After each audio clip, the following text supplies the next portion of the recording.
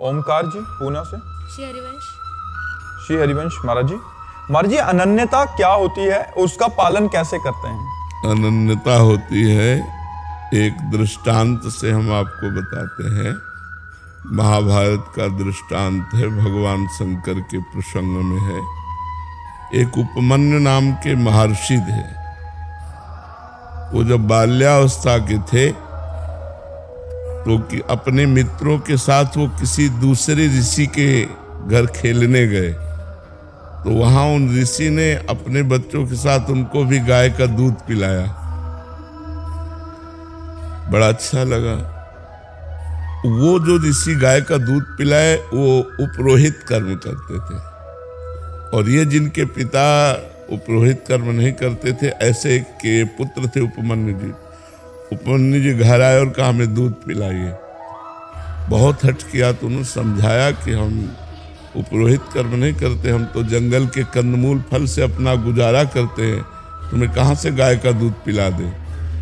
जब बहुत हट किया तो जो जंगली चावल होता है उसको पीस करके उन्होंने दिया। बालक थे तुम्हें, तो उन्होंने पिया और कहा ये वो दूध नहीं है जो उनके घर में पिया। तो माँ ने डांट के कहा यदि तुम्हें दूध चाहिए तो भगवान शंकर की तपस्या करो और तप के द्वारा वरदान प्राप्त करो, क्षीर समुद्र का दूध पियो। गाय की क्या बात है, क्षीर समुद्र का दूध पियो। तो उन्होंने कहा हमें भगवान शिव की साधना का उपदेश दीजिए। तो ब्रह्म ऋषि थे उनके पिता, उन्होंने उनको दीक्षा दी भगवान शिव की और आराधना बताई। तो उस समय उपमन्यु जी ने दाहिने पैर के अंगूठे के बल खड़े होकर हाथ उठा करके भगवान शिव का मंत्र जपे।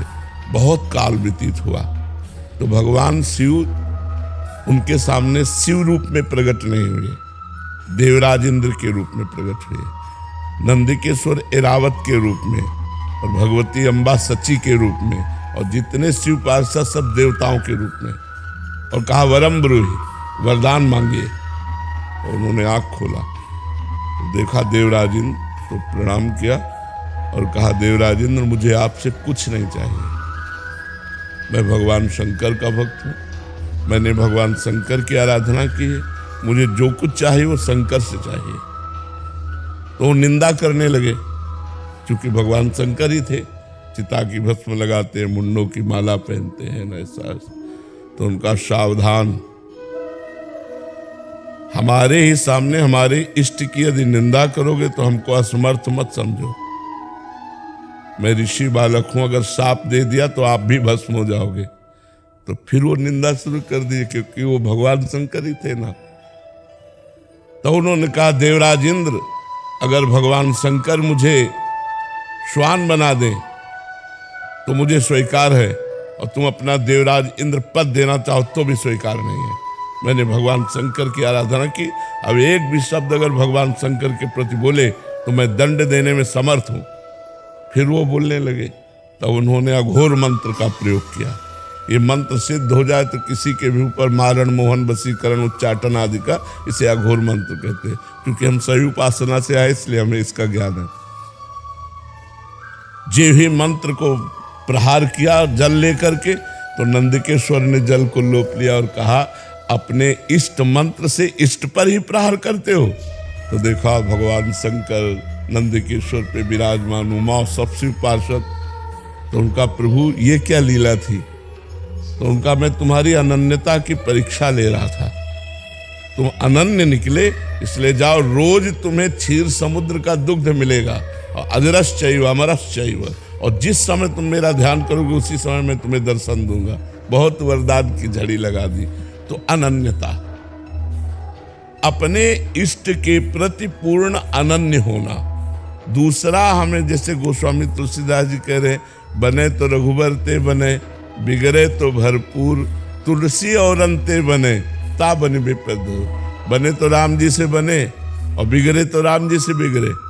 राम जी के बनाए और बिगाड़े हमें ठीक है, दूसरा अगर बनाता है तो उस पर धूल पड़े, मुझे जरूरत नहीं है। जैसे जब पार्वती जी भगवान शंकर के लिए तपस्या कर रही थी तो सप्त ऋषि आए और कहा देवी आप किसके लिए तपस्या कर रहे हो। तो उनका भगवान शंकर को पति रूप बनाने के लिए। उनका इतनी तपस्या शिव के लिए, 60,000 योजन का एक वृक्ष है वट वृक्ष। एक योजन का मतलब 4 कोस होता है। 60,000 योजन का वट वृक्ष है और जिसमें 6 ऋतुएं पूरे अलग अलग क्षेत्रों में रहती है, लेकिन कोई कमरा तो है नहीं।